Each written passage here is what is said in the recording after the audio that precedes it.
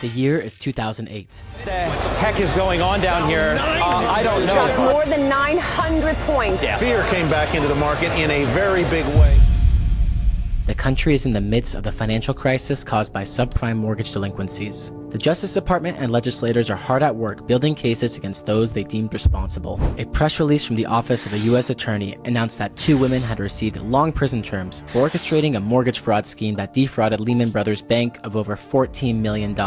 Among those women was Jamila Davis from Queens Village, New York, who felt the wrath of U.S. District Judge Jose Linares. The verdict? 151 months or 12.5 years in federal prison. But Jamila's involvement in the scheme was not overly complex. She found herself entangled with a real estate agent, a mortgage broker, a corrupt attorney, and straw buyers to secure loans on 7 New Jersey mansions. While today this looks like an obvious crime, back in the late 90s and 2000s, this was surprisingly common. Back then, straw buyers were often dubbed investors, flipping properties for substantial profits in a booming real estate market. For those that don't know, a straw buyer is someone who purchases an asset such as a house or a car on behalf of another person who either can't or doesn't want to buy it in their own name. The straw buyer often uses their own credit and financial information to secure a loan or mortgage for the purchase. This is usually done to deceive the lender about who the actual owner will be, which is illegal and considered fraud. Someone may seek out a straw buyer to help them if they have poor credit or if they want to hide their assets for tax evasion purposes. The story starts in 2002, and Jamila Davis was only 25 years old at the time, but she already made a name for herself as a successful real estate broker. Based in New Jersey, she specialized in finding homes for high-profile athletes, hip-hop artists, and entertainers, becoming adept at helping those with poor credit purchases for their dream homes. One of her notable clients was rapper Jamila Davis. He had his eye on a 4,300 square foot home in Crestkill, New Jersey. Initially listed at $1.7 million, the price was negotiated down to $1.1 million. An appraisal valued the property at $2.2.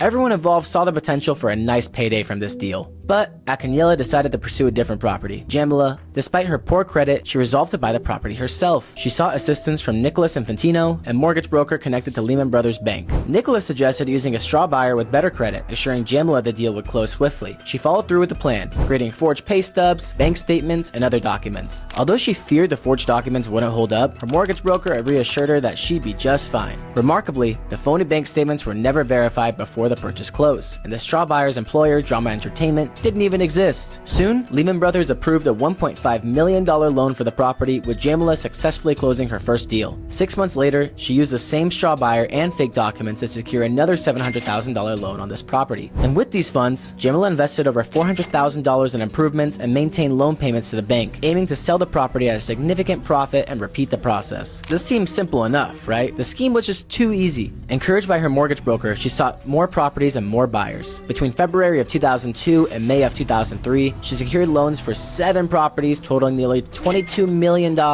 All the loans were approved by Lehman Brothers, facilitated by appraisals that grossly inflated the purchase prices. In 2003, Lehman Brothers initiated an internal investigation into the loans, finding inconsistencies in the documentation provided by Jamila. Upon closer inspection, everything just screamed fraud to the auditors. Lehman then handed over the case to the FBI, who promptly placed Jamila on a watch list, circulated to mortgage companies across New Jersey. Sensing the impending danger, she hired a lawyer and arranged meetings with the U.S. Attorney's office in New Jersey to resolve the matter before criminal charges were filed. She tried to make an agreement to sell the properties to make Lehman whole. Lehman, through the U.S. Attorney's office, rejected all offers. They didn't even want their money back. They just wanted her in prison for trying to deceive them. In 2006, Jamila was indicted on all fraud charges. Her story, which began as an ambitious young woman trying to make it in the world of real estate, took a sharp turn as she got too comfortable and flew too close to the sun. She was handed her 12.5-year sentence in 2008. What's ironic is that Lehman Brothers fell into bankruptcy and closed its doors just a few weeks later. It was one of the most iconic symbols of the 2008 financial crisis. As they crumbled,